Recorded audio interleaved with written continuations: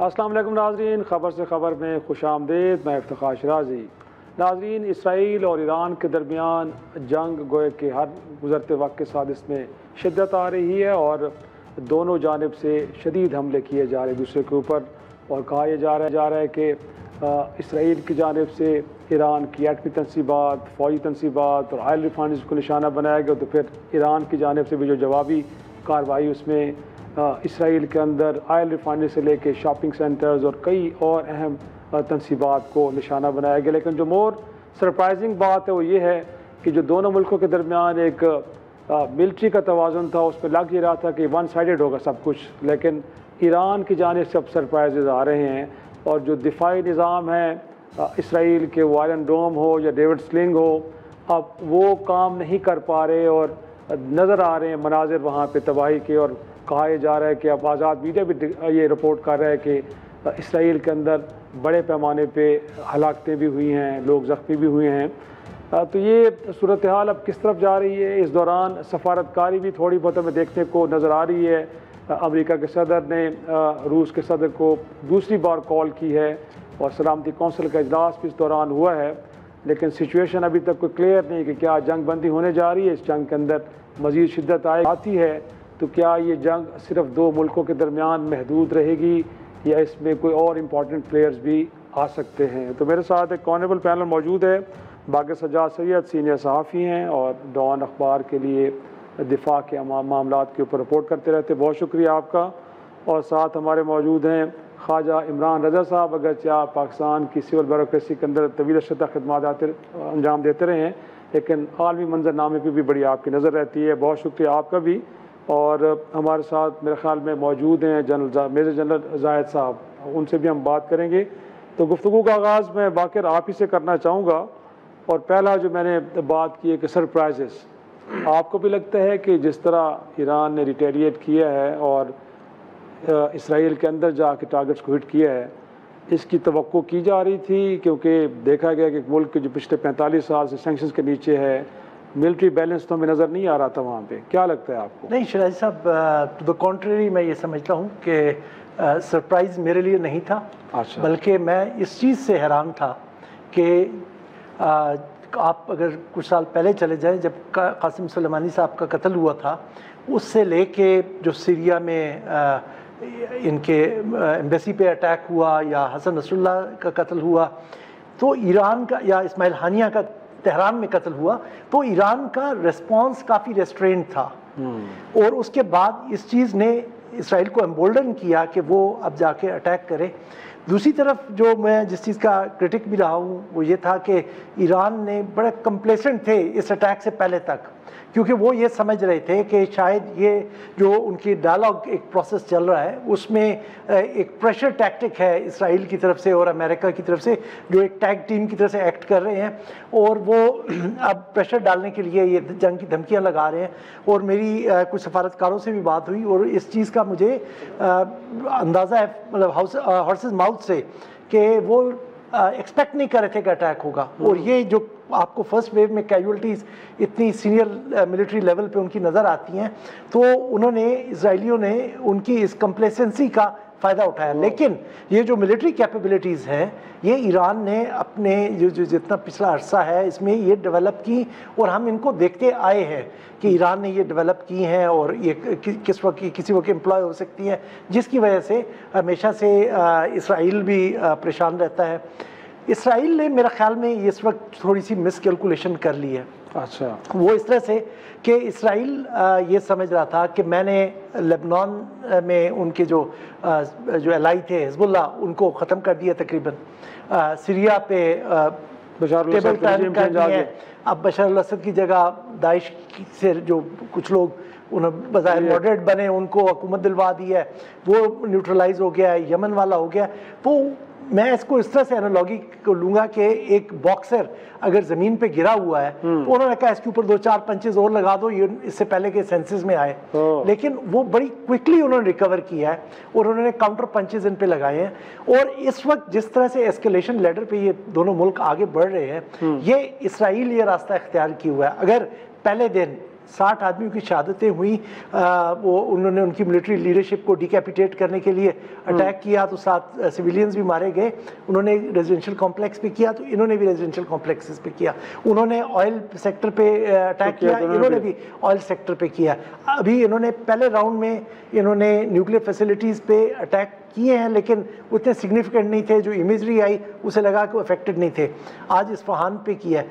अगर ये कोई सिग्निफिकेंट या मेजर वहाँ पे डैमेज हुआ है, तो मैं समझता हूँ कि आज रात मेरे ख्याल में इसराइल के लिए बहुत पेनफुल होगी, क्योंकि अगर ये पुराना पैटर्न देखें तो उनकी डिमोना न्यूक्लियर फैसिलिटी के ऊपर आज अगर इस्फहान में हो गया है, तो ये जो वहाँ से मुझे लग रहा है, इशारे थोड़े से नज़र आ रहे हैं कि डिमोना पे अटैक होगा, और ये फिर एक पॉइंट ऑफ नो रिटर्न होगा। मैं समझता हूँ कि ये जो वॉर है ये प्रोटेक्टेड होगी, ये चंद दिनों की नहीं होनी, कुछ 4-5 दिनों की नहीं होनी, ये आगे की होनी है। और जहाँ तक बाकी आपने प्लेयर्स का जिक्र किया, आपको उनकी टोन में चेंज नज़र आ रही होगी, चाहे वो अमेरिका की टोन है, चाहे वो फ्रेंच की है। इस वक्त सब के सब पहले तो जैसे उन्होंने अपनी तरफ से इसराइल को ग्रीन सिग्नल दिया, लेकिन आज फ्रेंच प्रेसिडेंट की जैसे बात हुई या अमेरिकन प्रेसिडेंट के जो मैसेजेस आ रहे हैं, प्यूटन से जो बातचीत हो रही है, उस पर यह है कि हमें ना अटैक करें। तो परेशानी तो हर तरफ है। और इराकची ने कहा है, जो उनके फॉरेन मिनिस्टर हैं, कि हम नहीं चाहेंगे कॉन्फ्लिक्ट एक्सपैंड करे। ओनर्स ऑफ रिस्पॉन्सिबिलिटी इसराइल पे है कि इसको अब ये यहाँ पे कहाँ पे रोकना चाहते हैं। इनफैक्ट जनरल साहब, मैं यही नुक्ता आप ही की तरफ लेके आऊँगा। गोया कि अभी कुछ और सरप्राइजेस भी बाकी हैं, क्योंकि ये भी इतलात हैं कि इसराइल के F-35 त्यारे, स्टेल्थ टेक्नोलॉजी के हामिल वो त्यारे भी सुना है कि गिराए गए हैं। तो आपको लगता है कि जो एक स्टेटमेंट आ रही थी ईरान की जानिब से, वो बड़ी एक्चुअल थी, कि वो कह रहे थे कि अगर इसराइल ने हमला किया तो फिर उनको बड़ा करारा जवाब दिया जाएगा, बट ये इतनी state of the art technology कि वो उन F-35 त्यारों को भी गिरा पाएँ, ये सर कहाँ से चीज़ें आई? क्योंकि हमें तो लग रहा था कि शायद मिलिट्री बैलेंस वहाँ पे कोई एग्जिस्ट नहीं करता। जी, बिस्मिल्लाहिर्रहमानिर्रहीम। शिराज साहब, thank you very much for the invite जी, और आपके बाकी दोनों पैनलिस्ट को मेरा बहुत सलाम। देखिए, ये कोई तरह ऐसे नहीं है कि बैठे बिठाए या अचानक ही उन्होंने हमला किया जी इजराइल से। वो इसके लिए प्रिपेयर कर रहा था, और सबसे पहले सिस्टमेटिकली वो मूव फॉरवर्ड हुए हैं जी। उन्होंने इनका जो इस तरीके से हमास को और हिजबुल्लाह को पहले डिग्रेड किया, फिर हुतीज को भी वो आप देख रहे हैं कि उनको वो एक्सटेंशन ऑफ इरानियन आर्म ही कह रहे हैं, इरानियन पॉलिसी कह रहे हैं, उनको भी एंगेज किया। फिर लेबनान में, सीरिया में आप देख रहे हैं। तो वो ये जो भी उन्होंने कार्रवाई की है, ये इतनी है प्रेजेंट नहीं है जी जितनी हम समझ रहे हैं। और ईरान को सरप्राइज अगर हो गए हैं, तो फिर तो मेरे ख्याल में उनकी, मैं इसको नालायकी कहूंगा जी, क्योंकि अगर आप पास देखें कैपेबिलिटीज का और कैपेसिटीज का होना जरूरी नहीं होता शराजी साहब, उनको कॉम्प्लीमेंट करना होता है with very good intelligence, with आपकी प्रोटेक्टिव मनूवर्स आप वॉर से पहले लेके बैठे होते हैं जी, और स्पोर्ट एलिमेंट्स आपके होते हैं कि आपको एग्जैक्ट पता हो कि दुश्मन कब और कैसे और कहाँ पे हमला करेगा। आप इंडियन पाकिस्तान कॉन्टेक्स्ट देख रहे हैं, अल्हम्दुलिल्लाह पाकिस्तान हैड द इम्प्रेशन, और पाकिस्तान के पास complete information throughout the war आती रही कि कौन सी चीज कहाँ से कर रहे हैं और कैसे उसका रिस्पॉन्स करेंगे, और तभी आप रिस्पॉन्स जनरेट कर सकते हैं जी। ये जैसे देखिए, ईरान एक सिग्निफिकेंट पावर के तौर पर एक जाना जा रहा है इस रीजन के बीच में। कितना है कितना नहीं है, ये जरा डिबेटेबल है जी। मैं वेरी रियलिस्ट मैं जो एनालिसिस करूंगा उसका, क्योंकि एयर डिफेंस सिस्टम, उनका इंटेलिजेंस सिस्टम फेल हुआ है ऑलरेडी। उनके अंदर एलिमेंट्स मुसाद इंग्रेस बहुत डीप कर चुकी थी, और ये उनको अंदाजा लगा लेना चाहिए था जब पेजर्स वाला जब लीड लोगों को मारा गया था। फिर इस्माइल हानिया का आप देख रहे हैं, ईरान के अंदर देखिए जन देखिए, उसके बावजूद इंग्रेस है, आपके अंदर भी एलिमेंट्स मौजूद है जो इंफॉर्मेशन शेयर कर रहे हैं। और तीसरा एक और फैक्टर इम्पोर्टेंट आ गया, वो जो रॉ के ये एजेंट्स ऑलरेडी मौजूद हैं इन इकोनॉमिक एक्टिविटीज जो ईरान के अंदर हो रही है, और रॉ का और मुसाद का गहरा ताल्लुक है जी।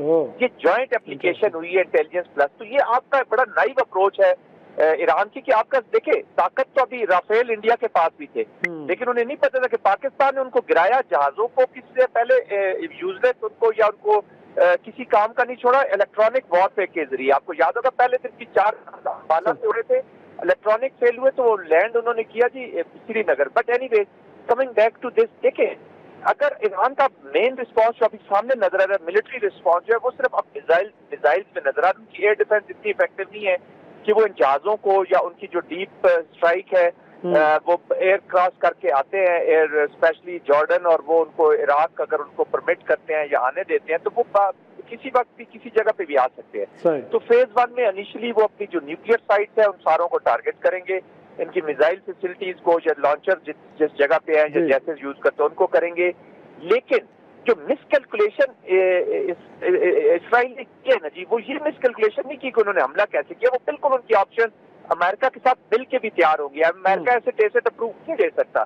फर्ज करें इसराइल की अब ये 100% ख्वाहिश होगी कि कोई military base, American military base target हो ईरान की तरफ से और American get into this war, physically get. ये उनकी बहुत पुरानी ख्वाहिश भी, और वो कोई ना कोई ऐसी सिचुएशन करेगा और ड्रामा भी कर सकता है कि वो खुद भी एक कैसस ब्लाय जैसे फॉल्स फ्लैग ऑपरेशन इंडिया ने किया है, हो सकता है किसी मिलिट्री बेस पे टारगेट पे या किसी थर्ड पार्टी से हमला करवा दे और अमेरिका को डायरेक्ट इन्वॉल्व करे। लेते हैं ब्रेक से वापस आते हैं तो गुफ्तगू के सिलसिले को आगे बढ़ाएंगे। प्रोग्राम में एक बार फिर खुश आमदेद। खालिद साहब, एक तो ये मैं जानना चाहूँगा कि जिस खदशे का इजहार जनरल साहब ने भी किया है कि वो चाहेंगे कि इस वॉर थिएटर के अंदर अमेरिका जैसा इम्पोर्टेंट प्लेयर भी शरीक हो, ताकि जो वो एक अज़ाइम लेके खड़े हैं कि एक तो वहाँ पे जो एटमी तनसीबात है ईरान की उनको ख़त्म किया जाए और फिर रिजीम चेंज की बात भी की जा रही है, तो आपको लगता है, और साथ में जिस वक्त सफारतकारी हुई है, लग तो ये रहा है कि वेस्ट और यूएस थोड़ा सा परेशान है ईरान के रिस्पांस को लेके, ये सफारतकारी आपको लगता है कि सीरियस नोट पे हो रही है या नहीं?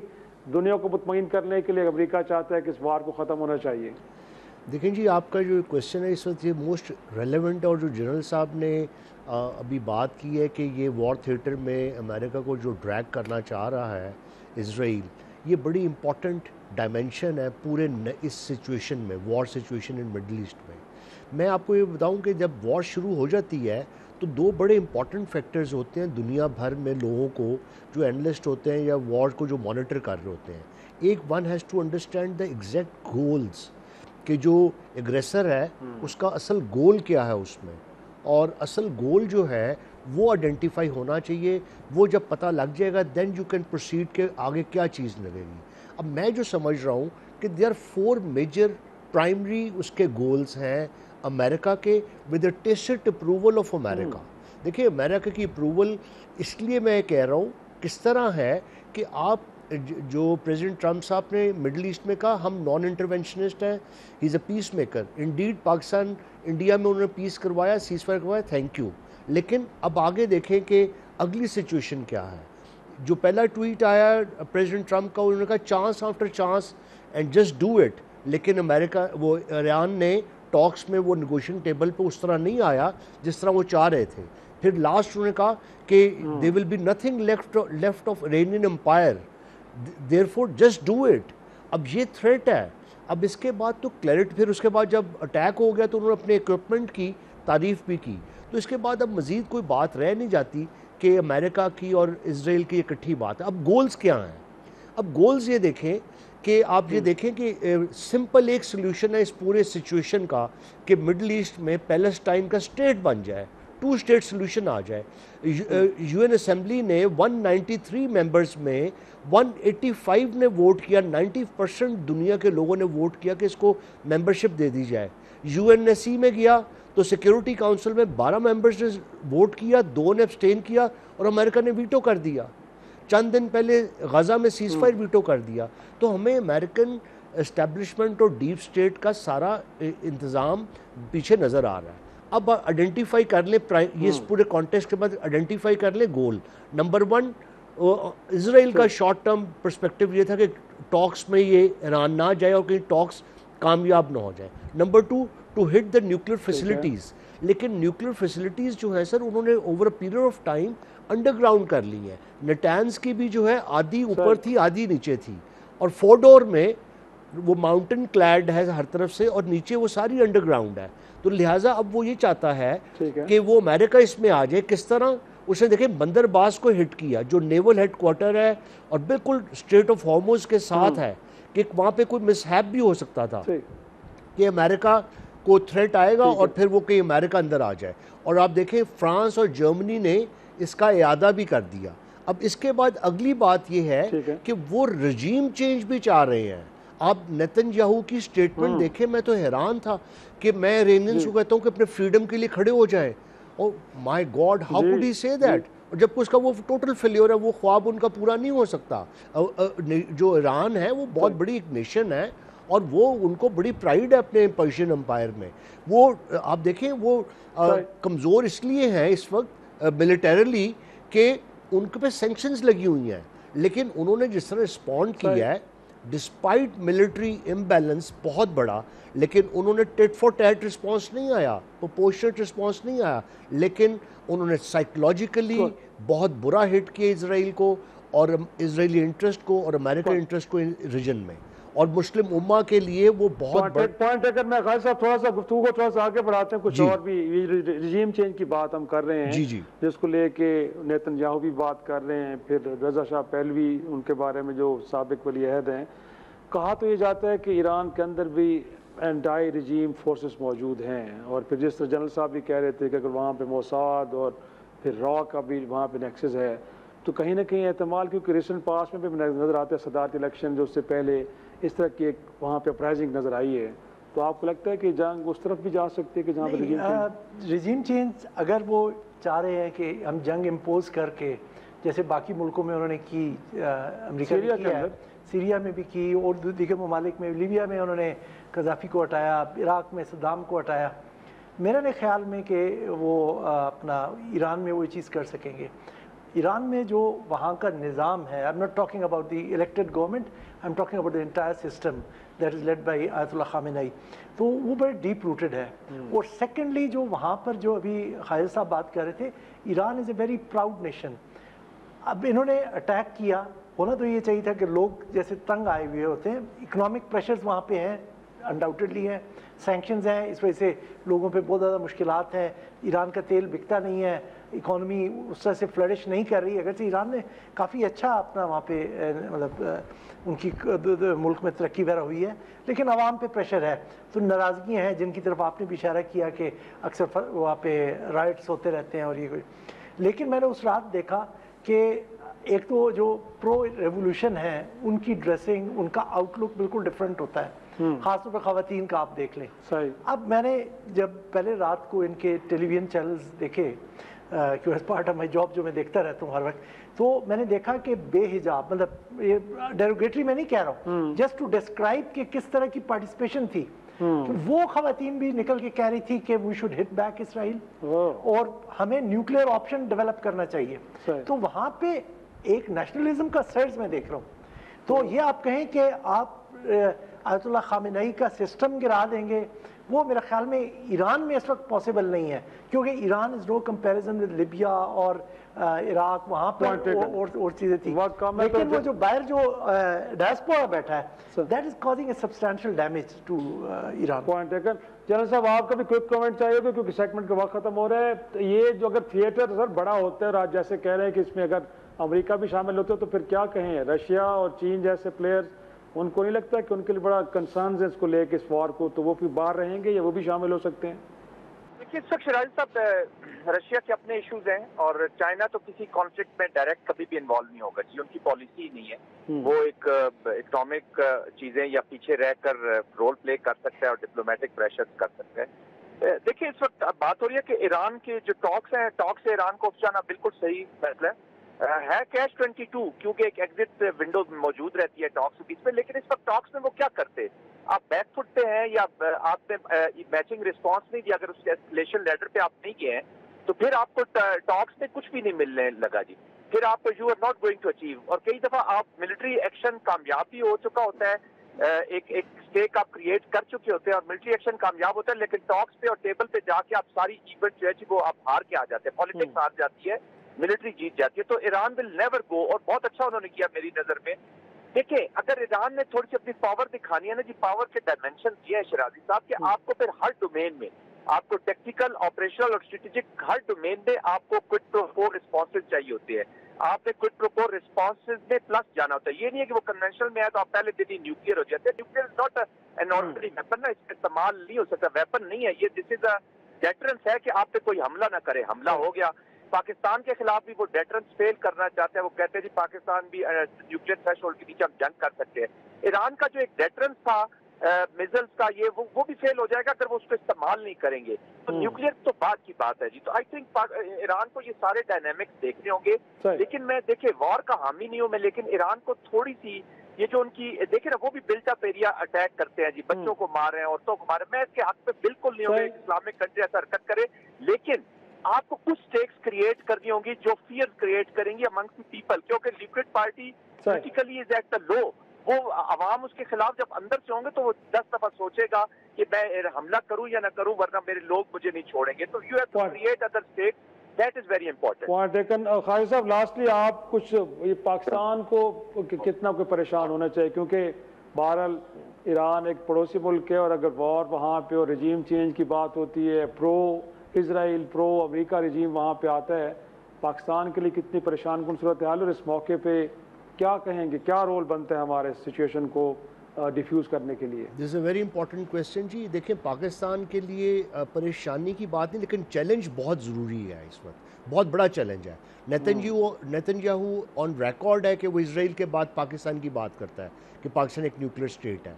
और उसके बाद जो ट्रंप साहब हैं, वो जो हमारा अमेरिका के साथ रिलेशनशिप है वो अच्छे हैं और ट्रंप साहब is happy with the setup. लेकिन बात यह कि ट्रंप साहब की जो पॉलिसी है वो ट्रांजैक्शनल है, वो गिव एंड टेक पे करते हैं। वो मॉरल उनका स्ट्रेटेजिक जो एलाय है वो अभी भी इंडिया है और उधर से कहते हैं नेतन्याहू है। हमें ये करना चाहिए, देखें कि OIC के साथ हम मिलके सऊदी अरेबिया को इस वक्त एंगेज करना बहुत ज़रूरी है। सऊदी अरेबिया की ठीक है एलाइज़ की उसकी वॉर रही है ईरान के साथ, सीरिया में, लेबनान में, बहरैन में, वो इश्यूज उसके रहे हैं, यमन में रहे हैं।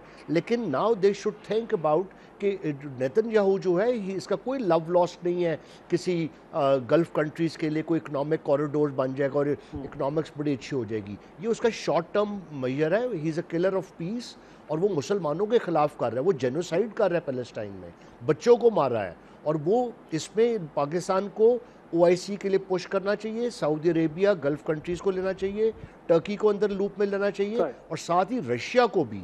Russia is a very important player.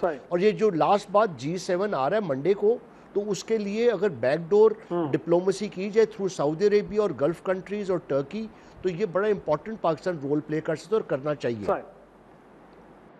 बहुत शुक्रिया। मेहमानों के शुक्रिया के साथ एक छोटा सा नाज़रीन ब्रेक लेंगे और ब्रेक के बाद पाकिस्तान की मईशत, वफाकी बजट, टैक्सों के मामलात गोया कि कैसे हल होंगे, एक छोटा सा सेगमेंट उसमें भी करेंगे। लेते हैं ब्रेक से वापस आते हैं तो गुफ्तगू के सिलसिले को आगे बढ़ाएंगे।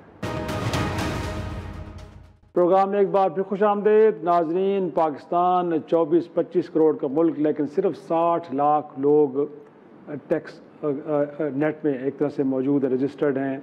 और अगर देखा जाए तो टैक्स टू GDP हमारा रेशो इस खित्ते के अंदर भी बांग्लादेश हिंदुस्तान से भी कहीं नीचे है। और मैं नहीं कह रहा, बल्कि इस मुल्क के FBR के चेयरमैन ये फरमा रहे हैं कि मुल्क की दौलत के ऊपर सिर्फ 5% लोगों का कब्ज़ा है और 95% लोग शायद टैक्स देने के काबिल भी नहीं हैं। अब इसमें IMF प्रोग्राम के नीचे हम हैं, बड़ी कंडीशंस हैं, लेकिन इस दौरान अब हमें IMF की जानिब से ये भी कहा गया कि 700 अरब ज़ायद टैक्स पिछले साल के मुकाबले में, कि ऐसे में कि जब पिछले साल भी कोई 1000 अरब का शॉर्टफॉल रहा है तो नया एम्बिशियस टारगेट कंप्लीट हो पाएगा कि नहीं। और मोर इम्पॉर्टेंटली पाकिस्तान के टैक्स निज़ाम में ख़राबियाँ कहाँ पे हैं, क्या आप उन्हें समझ भी पाए हैं, उनको डायग्नोज कर लिया है और उनको दुरुस्त करने के लिए कोई इनिशिएटिव लिए जाने चाहिए, तो वो क्यों नहीं लिए जा रहे। तो हमारे साथ आज मौजूद हैं हमारे टैक्स अमूर वकार अहमद ज़फ़र साहब। बहुत शुक्रिया सर वक्त देने के लिए। सर, पहला सवाल मेरा है यही कि टैक्स कलेक्शन, गोया कि हम देखते हैं कि दुनिया में वो ममालिक के जिनका टैक्स टू GDP रेशो बहुत अच्छा है, वहाँ पे ना तो IMF प्रोग्राम लेने पड़ते हैं, ना ही आपके जो अखराजात है वो आपकी जो कमाई है वो आपके एक्सपेंडिचर से बढ़ती है। क्या हम इन मामलात को समझ भी पाएँ, डायग्नोज कर लिए कि टैक्स निज़ाम में ख़राबियाँ कहाँ पे हैं? और अगर हमने समझ लिया है तो उनको दूर करने के हवाले से कोशिश क्यों नहीं हो रही सर? अच्छा देखिए, टैक्स निज़ाम की ख़राबियों पे आने से पहले हम पाकिस्तान का जो बजट में प्रिपरेशन प्रोसेस है हम उसको सिर्फ रन थ्रू कर लेते हैं जल्दी जल्दी। ठीक है। पाकिस्तान ने जितने भी foreign currency local currency loan लिए हुए उसके ऊपर हमने मार्कअप पे करना है, सूद से। वैसे ऐसे ही है सर। डिफेंस के एक्सपेंसेस हैं जी। आजकल की जो ईस्टर्न वेस्टर्न बॉर्डर की सिचुएशन है उसमें कर्टेल करना तो पॉसिबल नहीं है, इंक्रीज़ ही होगा। बिल्कुल ऐसे कुछ नहीं हो सकता। गवर्नमेंट के जो रिटायर्ड एम्प्लॉइज़ हैं उनकी पेंशन की कॉस्ट है, बिल्कुल ऐसे वो भी हमने पे ऑफ करनी है क्योंकि ऑलरेडी कमिटेड ऑब्लिगेशन है। फिर लॉस मेकिंग एंटरप्राइजेज हैं उनको हमने ग्रांट सब्सिडीज़ के थ्रू उनको फाइनेंस भी करना है। 4 चीज़ें ये आ जाती हैं। 5वीं चीज़ आ जाती है कि गवर्नमेंट के एग्जिस्टिंग गवर्नमेंट स्ट्रक्चर की पेमेंट है, उसमें सैलरीज आ जाती है, रेंट, रिपेयर, मेंटेनेंस और डिफरेंट अलाउंसेज आ जाते हैं। सही। ये 5 मेजर हेड्स उठाएं तो 85% ऑफ द बजट हमारा यहीं पे बन जाता है, तो हमारे पास फिजिकल स्पेस ही नहीं बचती है। अब इशू ये आता है कि हमारे इन सारे 5 आइटम का टोटल करें तो ये तकरीबन 16 से 17 बिलियन बनता है। अब हम रेवेन्यू मेजर्स के ऊपर आ जाते हैं। गवर्नमेंट के पास 3 ऑप्शंस हैं कि टैक्स की कलेक्शन कैसे हो सकती है। डायरेक्ट टैक्सेस है जो कि इनकम के ऊपर लग रहा होता है, इनडायरेक्ट टैक्सेस हैं जो कि कंजम्पशन के ऊपर लग रहे होते हैं। बिल्कुल। उसके अलावा जो गवर्नमेंट ओन्ड एंटरप्राइजेज हैं, जो कुछ एंटिटीज़ प्रॉफिट में हैं वो डिविडेंड दे रही होती हैं, या गवर्नमेंट डेवलपमेंट लेवी आ रहा होता है, या डिफरेंट तरीके से लाइसेंसेस की फ़ी आ रही होती है। फॉर एग्जांपल पीटीए है जो लाइसेंस इशू करता है उसकी फ़ी कलेक्शन आ जाती है, ओगरा है, पैमरा है, डिफरेंट ऑर्गेनाइजेशन है। तो ये 3 सोर्सेज अगर हम उठाएं तो 19 ट्रिलियन के रेवेन्यू के मेजर बनते हैं। सही है। उसमें से हम प्रोविंसेस का शेयर निकालते हैं 8 ट्रिलियन का, तो हमारे पास फेडरल गवर्नमेंट के पास बचते हैं 11 ट्रिलियन और खर्चे हैं हमारे 17 ट्रिलियन। तो बहुत बड़ा गैप है ये। बहुत बड़ा गैप है, तो वो कहाँ से मीट होगा? लोन फाइनेंसिंग, तो अभी हम पिछले लोन ही पे ऑफ नहीं कर पाए हैं तो नए लोन लेने पड़ रहे हैं। नए लोन लेने पड़ वो तो वजीर खजाना कह रहे हैं कि हम तो कर्जे लेके खर्चे पूरे कर रहे हैं। लेकिन ये तो आपकी फाइनेंशियल अथॉरिटी कंप्रोमाइज हो जाएगी। अब आप किसी जगह पे कोई आम आदमी को रिलीफ देना भी चाहते हैं बट IMF की तरफ से नो आता है। बट मोर इम्पॉर्टेंटली सर, हम ये जो कहते तो हर साल हैं कि बड़ा पोटेंशियल है, वो बहुत सारे सेक्टर्स हैं, रिटेलर्स की बात की गई थी कि उनको लाया जाएगा, बट इस तरह के इनिशिएटिव बाद में कोई पॉलिटिकल कंप्रोमाइज़ है जो कुछ और हो जाता है, वो हो नहीं पाते। आपसे जानना ये चाह रहे हैं कि वो कौन से एरियाज़ हैं कि जिनको हम एक्सप्लोर करके या जिनको हमने एक तरह से समझ तो लिया है बट उनको टैक्स नेट में लाना है, तो हमारे जो टैक्स GDP भी बेहतर हो जाएगा और कर्ज़ों की तरफ भी नहीं जाना पड़ेगा, हमारे जो कमाई है वो हमारे अखराजात से कम हो जाएगी। देखिए, इस अगर बजट में देखें तो ब्रॉडनिंग ऑफ टैक्स बेस के कॉन्टेक्स्ट में सिर्फ शायद 1 या 2 ही इनिशिएटिव्स लिए गए हैं। ई कॉमर्स की ट्रेडिंग के कॉन्टेक्स्ट में उनको टैक्स नेट में लेके आया गया है। फॉरेन करेंसी जो पेमेंट हो रही है टू नॉन रेजिडेंट्स, उसमें goods and supplies, goods and services और एडवर्टीजमेंट जो ई कॉमर्स प्लेटफॉर्म पे चल रहे हैं उनको टैक्सेशन में। इन 2 मेजर्स के अलावा बाकी सारी चीज़ें तो रेट का इंक्रीज़ किया, सैलरी अगर टैक्स पेयर को रिडक्शन दी है, बहुत थोड़ी सी है सर, बहुत थोड़ी सी दी है, बट देखिए उसके फ्लिप साइड क्या हुई, विद होल्डिंग टैक्स के रेट्स इंक्रीज हो गए। जो 9% थे वो 15 पे चले गए, जो 11 थे वो 15 पे चले गए, जो 8 था वो जो 4 था वो 8 पे आ गया। तो एक हाथ से देख दूसरा से ले लेना, ये एग्जैक्टली ऐसा ही है। फिर हमने 2 नए टैक्सेस लगाए हैं न्यू एनर्जी व्हीकल के कॉन्टेक्स्ट में और ये कार्बन टैक्स के कॉन्टेक्स्ट में। 2.5 इस साल है, अगले साल 5 हो जाएगा।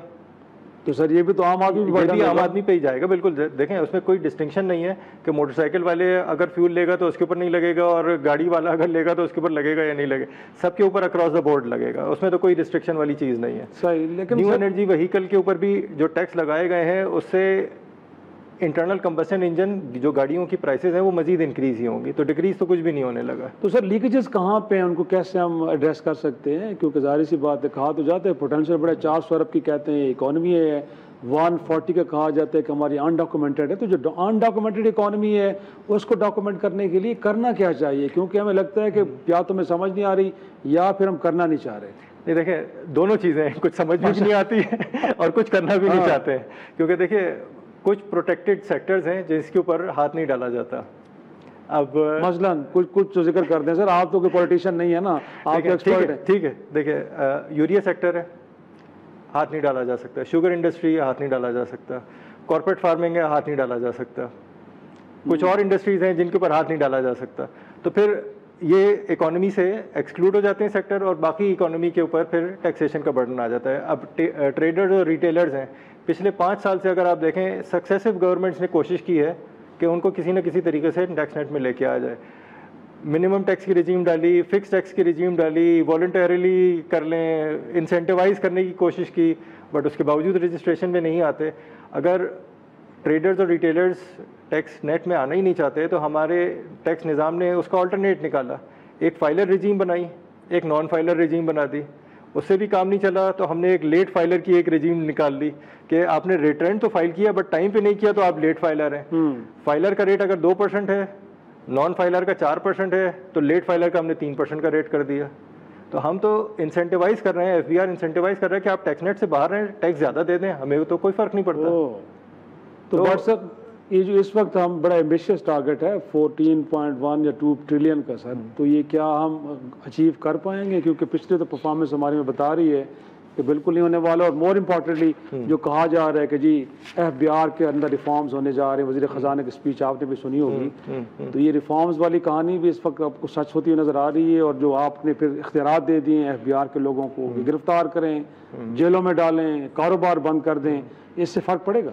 देखें बजट रेवेन्यू टारगेट के कॉन्टेक्स्ट में अगर वन लाइनर देखें तो अनरियलिस्टिक और अनअचीवेबल है। हम अगर अपने पिछले 3, 4, 5 सालों का अगर ट्रेंड देखें तो होता क्या है, हम बजट अनाउंस करते हैं, एम्बिशियस टारगेट्स रखते हैं, जुलाई अगस्त में हमारे रेवेन्यू टारगेट मीट नहीं हो रहे होते, ये सितंबर तक मीट नहीं होते। IMF को हमने जो रिपोर्ट देनी होती है उसमें हम दिखाते हैं जी इतना शॉर्टफॉल है, तो हम क्या करते हैं, हम मिनी बजट लेके आ जाते हैं। मिनी बजट आ जाता है, IMF से अगली जो ग्रांट या अगली जो ट्रांच आनी होती है वो अप्रूव हो जाती है, 6 महीने का हमें रिलीफ मिल जाता है। सितंबर से हम मार्च में आ जाते हैं, मार्च में हम दिखाते हैं जी अभी भी रेवेन्यू का शॉर्टफॉल है, एक नया मिनी बजट आ जाता है। उसके बाद कहते हैं कि जी ये भी अचीव नहीं होगा, अगली ग्रांट के लिए हम क्या करें, फिर IMF के पास जाते हैं, डाउनवर्ड रिविजन करते हैं, और उसके बाद फिर ईयर एंड पे आके देखते हैं कि जी वो भी अचीव नहीं हो रहा। बट IMF भी कहता है कि इनसे कैसे जान छुड़ाई जाए, हर दफा हफ्तावार रिव्यू की बात की जा रही है सर। लास्टली ये बताइए कि हफ्तावार रिव्यू तो आपको हमारी कोई अलार्म बेल बज रही है, हम को ठीक हो जाए कि नहीं, इसी रवश पे चलते रहे? नहीं, इसी रवश। देखिए हुआ क्या था, अगर हम सिर्फ पॉलिसी रेट ही के कॉन्टेक्स्ट से देखें तो 20-22% से इंटरेस्ट रेट 11% पे आ गया। अगर हम लास्ट ईयर की फाइनेंसिंग की नंबर्स देखें तो हमने मार्कअप ऑन डेट की प्लानिंग की थी 9.7 ट्रिलियन की, इस दफ़ा की हमारा प्लान है 8.2 ट्रिलियन का। ये 1.5 ट्रिलियन का गैप आया है, रिड्यूस हुआ है रेट। इसको हम PSDP में लेके जा सकते थे, इसके लिए हम अदर मैकेनिज्म बना सकते थे कि हम कैसे रिलीफ दे सकते हैं या नहीं दे सकते। गवर्नमेंट ने किया क्या, सैलरीज में इंक्रीज़ कर दिया, ऐशियों में पैसे लुटा दिए। अभी मई ही की बात है, एक नोटिफिकेशन इशू हुआ है सेनेट के चेयरमैन और स्पीकर का, उसमें 205,000 से उनकी सैलरी इंक्रीज हुई है 1.3 मिलियन। जी ऐसे ही है। और नॉट जस्ट फ्रॉम मई, उन्होंने इंक्रीज किया जनवरी 2025 से। ऐसे ही है। तो अब अगर 6 टाइम्स का इंक्रीज आ रहा है, मोर देन 6 टाइम्स का इंक्रीज है, तो ऐशी में तो सबने पैसे लुटा दिए। अच्छा वकार साहब, इनफैक्ट IMF की जानिब से जो एक हमें टारगेट्स दिए गए बड़े ओवर एम्बिशियस है। लास्ट साल में जैसे पहले भी कहा कि हम तो पहले टारगेट्स को अचीव नहीं कर पाए, बट ये जो अब नया टारगेट है कितना अचीवेबल है, फिर हमें एबिलिटी है भी सही नहीं, और जो और साथ में कोई डिमांड लिस्ट है पाकिस्तान के लिए पूरी कर पाना काफ़ी होगा मुमकिन? जी देखिए, मैं स्टार्ट करता हूँ इकोनॉमिक सर्वे के कॉन्टेक्स्ट से। ओवरऑल GDP की जो इंक्रीज इन ग्रोथ दिखाया है वो 2.68% है। इसको अगर हम डिफरेंट सेक्टर्स में ब्रेक करें, large scale engineering -1.5, agriculture negative, but हमारी मैनिपुलेशन जो के कॉन्टेक्स्ट से अगर देखा जाए तो क्रॉप की प्रोडक्शन 6.82% इंक्रीज़ हुई है, जबकि 4 जो मेजर हमारी एग्रीकल्चर प्रोडक्ट्स हैं, कॉटन, वीट, राइस और शुगर केन, चारों में डिक्रीज़ है। उसके बावजूद हमारी क्रॉप की प्रोडक्शन इंक्रीज़ हो गई है और 6.82% से इंक्रीज़ हुई है। फिर हम दूसरे सेक्टर्स में देखें, फार्मा 2.3% पे इंक्रीज़ हुआ, माइनिंग 3.4% नेगेटिव ग्रोथ है, फूड सेक्टर में ग्रोथ 0.5 नेगेटिव है। जो जहाँ से पॉजिटिव इंक्रीज आया है वो 2 सेक्टर हैं, लाइव स्टॉक और फॉरेस्ट्री। लाइव स्टॉक में 4.72% का इंक्रीज है पॉजिटिव, और फॉरेस्ट्री 3.03%। आप 5 साल पीछे चले जाएं तो जब मैसिव ट्री प्लांटेशन कैंपेन चल रही थी उसमें भी 3% इंक्रीज नहीं हुआ था। पिछले 2 साल में कोई कैंपेन नहीं हुआ, 3% इंक्रीज है। इस पे भी शक किया जा सकता है, इसमें भी शक किया जा सकता है, शक है बल्कि। फिर नंबर 2, लाइव स्टॉक के ऊपर 4.72% इंक्रीज आ गया है। जिसकी कोई वेरिफिकेशन नहीं हो सकती। तो ये इस पे तो सवाल उठे भी थे उस वक्त भी कि ये कोई फिगर्स ठीक नहीं आ रहे हैं, बल्कि एक्चुअल ग्रोथ के 1.6 है और आप 2.7 2.6 बता रहे हैं। बट सर IMF क्या कहें, ये सिर्फ यही आगे आने वाले बजट भी उन्होंने मुरतब करने हैं, और करने हैं तो सर हम कहाँ खड़े हैं? जी अच्छा, देखिए IMF ने सिर्फ बजट मुरतब नहीं करना है। IMF ने मई 2025 में एक रिपोर्ट पब्लिश की है जिसके हिसाब से उनका टेबल 3.B है। 3.B में वो 2030 तक के उन्होंने बजट बना के दिए हुए हैं कि आपके रेवेन्यू की कलेक्शन ये होगी, आपके एक्सपेंसेस ये होंगे, आपकी GDP की ग्रोथ की वैल्यू ये है, परसेंटेज ये है, आपने कितनी डेफिसिट फाइनेंसिंग हो रही है, आपने कहाँ से बोरोइंग करनी है अगले 5 साल के। जी बिल्कुल। उसमें ग्रीन बॉन्ड हमने कब लॉन्च करने हैं, हमने पांडा बॉन्ड कब लॉन्च करने हैं, हमने IMF से लोन कब लेना है, हमने मिडिल ईस्ट कंट्रीज़ के साथ हमने पेट्रोलियम प्रोडक्ट के ऊपर फाइनेंसिंग कैसे करवानी है, उनसे लोन रोल ओवर कब करने, वो सारे डॉक्यूमेंटेड प्रोडक्ट उन्होंने बना के दी हुई है। हमारी फाइनेंशियल अथॉरिटी तो कंप्रोमाइज हो बिल्कुल हो चुकी है। ये तो कोई सोचने की बात नहीं है, ये डॉक्यूमेंटेड है चीज़। हम कॉम्प्रोमाइज हैं ऑर्गेनाइजेशन के तो सर वे फॉरवर्ड तो फिर कोई हमारे लिए कुछ लगता है कि रहा ही नहीं है कि हम खुद फैसले करें, सारे फैसले वाशिंगटन में ही होंगे, इसका मतलब है? कुछ वाशिंगटन में हो जाएंगे, कुछ IMF कर दिया करेगा। पार्लियामेंट तो सिर्फ रबर स्टैम्प के तौर पे यूज़ हो रही है, रबर स्टैम्प लग जाएगा और बजट के तरीके से लेजिस्लेशन भी आ जाएगी। देखिए इसी तरीके से और भी डिफरेंट लेजिस्लेशन आई हैं, जितनी पिछले 3 साल में अगर आप देख लें लेजिस्लेशन कैसे आई है। कॉन्स्टिट्यूशन में भी चेंजेस आई हैं और अदर लेजिस्लेशन भी आई है। वो जैसी डिबेट होती है पार्लियामेंट में 3 मिनट में अगर 5 लॉ पास हो जाते हैं तो वैसे ही होते रहेंगे फ्यूचर में भी। और जो बजट का मैकेनिज्म है IMF ने भी दे दी है पब्लिकेशन, 19-20 का फ़र्क आएगा, कोई नंबर 2 ऊपर चला जाएगा, नंबर 5 जो है वो नीचे आ जाएगा, कहीं पे एक्सपेंस इंक्रीज हो जाएगा, कहीं पे डिक्रीज हो जाएगा। बट इसी डॉक्यूमेंट के हिसाब से ही पब्लिकेशन सारी आ रही होगी। बहुत शुक्रिया वक़ार ज़फ़र अहमद साहब। नाज़रीन आपने गुफ्तगू की सुनी। एक छोटा सा ब्रेक के बाद पाकिस्तान के जो हेल्थ के इशूज़ हैं उनके ऊपर डिस्कस डिबेट करेंगे। प्रोग्राम के आखिरी हिस्से में खुश आमदेद। नाज़रीन जिक्र करते हैं कुछ पाकिस्तान के 24 करोड़ आवाम की सेहत आमा का। गोया के आलमी बैंक की जो हालिया रिपोर्ट है वो ये बता रही कि पाकिस्तान की कुछ 40% आबादी शुगर के मर्ज़ में मुब्तला हो चुकी है, जबकि देखा जाए तो हर मिनट के अंदर गोया कि नाज़रीन यहाँ पे हार्ट अटैक हो रहा है एक शख्स को। और साथ में अगर हम देखें कि ज़ाबतीस से अमवात, तो वो भी बड़ी एक हौलनाक फिगर हमें देखने को मिलता है कि रोज़ाना की बुनियाद पे 1100 लोग इस मर्ज़ के हाथों मौत का शिकार हो रहे हैं। इसके अलावा भी मोटापे का मर्ज़ है बढ़ता जा रहा है। और अगर सिर्फ ज़ाबतीस की बात करें तो इस पर जो सालाना अखराजात आते हैं अद्वियात के ऊपर, अगर आपने अद्वियात लेनी है तो 730 अरब रुपए इस पर खर्च होते हैं। तो पाकिस्तान जैसा गरीब मुल्क है जिसके पास वैसे सेहत की सहूलतें बहुत कम हैं और लोगों का जो परचेजिंग पावर है वो भी इस काबिल नहीं है कि वो अपने इलाज पे इतने पैसे कर चुके। तो चीज़ों को कैसे एड्रेस करने, तो हमारे साथ आज मौजूद हैं सेक्रेटरी जनरल असनाउल्लाह गुमान साहब। बहुत शुक्रिया सर वक्त देने के लिए। पहले तो ये जानना चाहूँगा सर कि ये जो हम हेल्थ इश्यूज़ का शिकार हो गए हैं और आए रोज़ उसमें इजाफा हो रहा है, वो दिल के अमराज हों, शुगर हो, मोटापा हो या दीगर, तो बुनियादी वजूहात क्या हैं सर? जी बहुत शुक्रिया शराज साहब। पहले तो मैं आपका बहुत मशकूर हूँ कि आप जैसे लोगों ने इस सीरियस मसले की तरफ तवज्जो दी। जब आपने तवज्जो दी तो मुझे अभी उम्मीद लग गई है कि इंशाल्लाह हम अपने टारगेट की तरफ जो है वो चल पड़े हैं और इंशाल्लाह इस गोल को अचीव करेंगे। जैसा कि आपने बताया, आपने खुद ही बता दिया कि हेल्थ बर्डन कितना है। हर एक मिनट में बंदा एक जो है हार्ट अटैक में 1100 लोग जो है वो शुगरी ड्रिंक की वजह से जा रहे हैं। तकरीबन 2388 लोग जो है वो नॉन कम्युनिकेबल डिजीज़ की वजह से दुनिया से मर रहे हैं। ये तो हो गया डिजीज़ बर्डन। और अगर देखा जाए तो कैंसर, ज़ियाबतीस जो है वो ब्लड प्रेशर है या किडनी है, वो सेम इसी तरह उनकी भी सिचुएशन है। हमने 2-3 चीज़ों को देखा है। तो ये इन 2-3 चीज़ों को जो बीमारियों को मिलाते हैं तो इनको कहते हैं non communicable disease. Non communicable disease जो है वो दुनिया के लिए एक प्रॉब्लम बना हुआ है, बल्कि एटम बम बना हुआ है। और सेम जो है वो पाकिस्तान के लिए भी। यानी आप ये देखें शाहिद साहब के पीछे चंद सालों में हमने एक बड़ी जबरदस्त जंग लड़ी थी एज ए मुनासिब कौम। पाकिस्तान बंद कर दिया था, अदारे बंद हो गए थे, कोविड की मैं बात कर रहा हूँ। तो आपको पता है, मैं उसको छोटा नहीं कहता, मैं छोटा नहीं, मिसाल देने के लिए 195 डेथ हुई थी एक दिन में। नेशनल इमरजेंसी हमने कर दी थी। यहाँ 2300 तकरीबन 2400 लोग रोजाना मारे हैं। यहाँ भी हमें नेशनल इमरजेंसी की जरूरत है। पिछले हफ्ते तलत सैन साहब से मेरा प्रोग्राम था तो उन्होंने कहा इट्स नीड नेशनल इमरजेंसी। तो ये नेशनल इमरजेंसी की जरूरत है। ना सिर्फ जो है ना ये बीमारियां जो है मैंने आपको बताया, इसका आपकी इकानमी के ऊपर कितना असर है, आपको गुर्बत को कितना कंट्रीब्यूट कर रही है, आपने खुद ही बताया। 2.7 बिलियन अमेरिकन डॉलर की सिर्फ हम मेडिसिन लेते हैं शुगर की, दिल की छोड़ दें, कैंसर की छोड़ दें, ब्लड प्रेशर की छोड़ दें, किडनी की छोड़ दें, सिर्फ एक दवाई जो है वो 2.7 बिलियन अमेरिकन डॉलर की हम लेते हैं।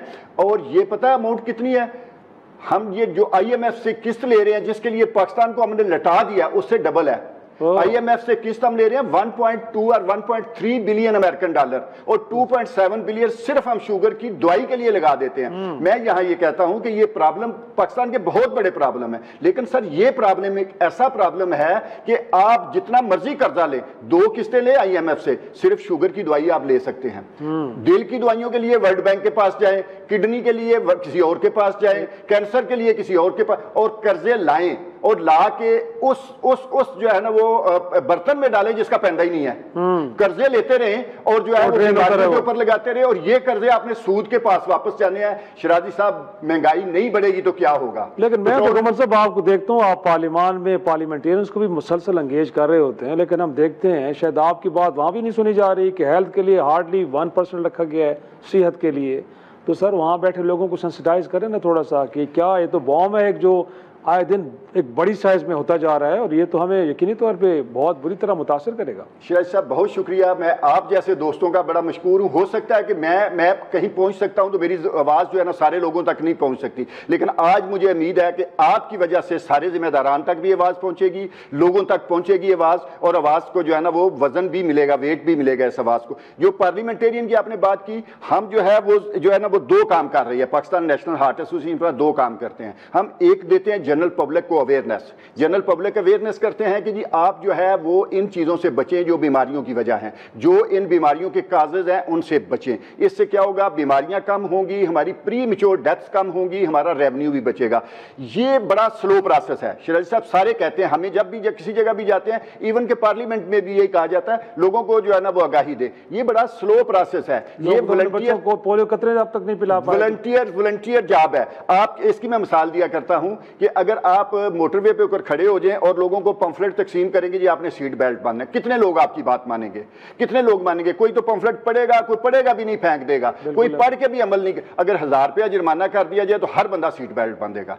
तो यही जगह, यही पोजीशन यहां है कि एक तो हम जो है ना लोगों के साथ जो है ना वो काम करते हैं जो है ना उनको, दूसरा हम लॉ एंड पॉलिसी जो आप देखते हैं ना रोजाना में कौमी असम्बली में और पार्लियामेंट, ये हम उनको भी सेंसिटाइज करते हैं, उनको सेंसिटाइज करते हैं कि यहाँ नीड है, जरूरत है हमें पॉलिसीज की, हमें कवानीन की जरूरत है। और दुनिया क्या कहती है? दुनिया कहती है अगर किसी प्रॉब्लम को जो है ना वो हल करना हो, जो इसकी वजह हो, तो उसके ऊपर जो है वो उसको लोगों की पहुंच से दूर करना, तो उसका सबसे बेहतरीन हथियार जो है वो 4 पॉलिसी ऑप्शन है। दुनिया ने जो अपनाए हैं, हमने वर्ल्ड स्टडी लाई है कि सबसे पहले तो उस चीज को महंगा कर दें, लोगों की पहुंच से दूर करें। जैसे मैंने कहा कि 1000 रुपया जुर्माना करें, सारे बंदे बंद, इसको महंगा करें, मजबूर हो जाएंगे।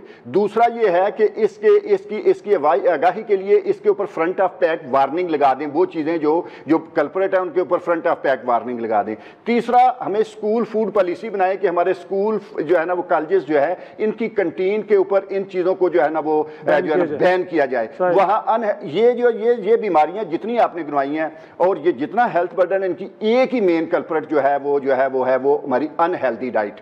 अनहेल्दी डाइट जो है, बाकी चीजें भी हैं लेकिन सबसे ज्यादा ये सुन पढ़ के हैरान हो रहा हूँ कि WHO कहता है कि 25 ग्राम से ज्यादा आप चीनी नहीं इस्तेमाल कर सकते पर डे में। पाकिस्तान में 80 ग्राम एक पर्सन ले रहा है, शायद इससे भी ज्यादा ले रहा हो जी। तो अवेयरनेस है, लेकिन अगेन अगर कानून हो भी सी तो इस मुल्क में तो गवर्नमेंट साहब इम्प्लीमेंटेशन का हमेशा प्रॉब्लम रहा है। आपको नहीं लगता कि एक सब स्टैंडर्ड्स फूड बिक रहा है, चीज़ें बिक रही हैं, बट हमारे यहाँ ऐसे इदारे मौजूद हैं कि जिनकी रिस्पॉन्सिबिलिटी है कि इन चीज़ों को चेक करें, लेकिन कुछ भी नहीं हो रहा? सर इम्प्लीमेंटेशन का बेशक जो है ना प्रॉब्लम है, लेकिन कोई लॉ होगा तो इम्प्लीमेंटेशन होगी। लॉ तो पहले हमें बनाना पड़ेगा, कोई पॉलिसी होगी तो इम्प्लीमेंटेशन होगी ना। आपने बात की इसकी अनहेल्दी डाइट को, मैंने कहा जी ये मेन कल्प्रेट है हमारा। आपने खुद ही पढ़ा कि WHO कहता है कि जी आप एक तंदुरुस्त आदमी जो है वो 25 ग्राम से ज्यादा शुगर नहीं लेगा, ये वाइट पॉइजन है। और एज ए पाकिस्तानी हमारी स्टडी है कि ये पाकिस्तानी 80 ग्राम एवरेज औसतन हर आदमी 80 ग्राम जो है ना वो शुगर ले रहा है। इसी तरह जो है ना जो है वो नमक की बात करते हैं तो वर्ल्ड बैंक अपना WHO कहता है कि एक तंदुरुस्त आदमी को 5 ग्राम से ज्यादा नमक नहीं लेना चाहिए। हम पाकिस्तानी 10 ग्राम नमक ले रहे हैं। इसी तरह WHO की रिकमेंडेशन है कि एक तंदुरुस्त आदमी को एक साल में 7 किलो से ज्यादा चिकनाई घी ये ऑयल नहीं लेना चाहिए। हम 27 किलो घी लेते हैं, ठीक है। ये चीजें, और ये करती क्या है, ये आती कहां से हैं? अच्छा मैं इनकी ये एक चीज और बताता चलूं कि एक स्टडी शराज साहब ये कहे कि सिर्फ आप 10 ग्राम नमक को रिड्यूस करके 5 ग्राम पे ले आए। आपने कहा हर मिनट में एक जो है ना वो हार्ट अटैक, आधे हार्ट अटैक आपके खत्म हो जाएंगे सिर्फ 5 ग्राम को डाउन करके आप ले आए। इसी तरह शुगरी ड्रिंक जो है इनमें ज्यादा मीठा होता है, मीठा इनसे हम लेते हैं, ये जो 80 ग्राम लेते हैं ना ज्यादा, ये मीठे मशरूबात से आता है। ये एक स्टडी है आपके पास पड़ी हुई कि एक शुगरी ड्रिंक जो है वो अगर आप डेली लेते हैं तो ओबेसिटी जो है वो 12%, type 2 diabetes 19%, high blood pressure 10% और को अपना जो है ना वो कार्नरी जो है ना डिजीज जो है ये 13% बढ़ जाती हैं एक शुगरी ड्रिंक से। और फिर जो है ना इसमें ये है कि इसका जो है ना 8 एक स्टडी है और 11 स्टडी एक है। इन सबको जो है ना देखा जाए तो कहते हैं जी 30% शुगर में सिर्फ आपकी शुगरी ड्रिंक कंट्रीब्यूट कर रही है। 30% सिर्फ कंट्रीब्यूट कर, अगर ये सिर्फ 30 इसको निकाल के हम जिंदगी से साइड पे कर दें तो 1100 लोगों को तकसीम करें 3 पे, 450 लोगों की आप जाने बचा सकते हैं।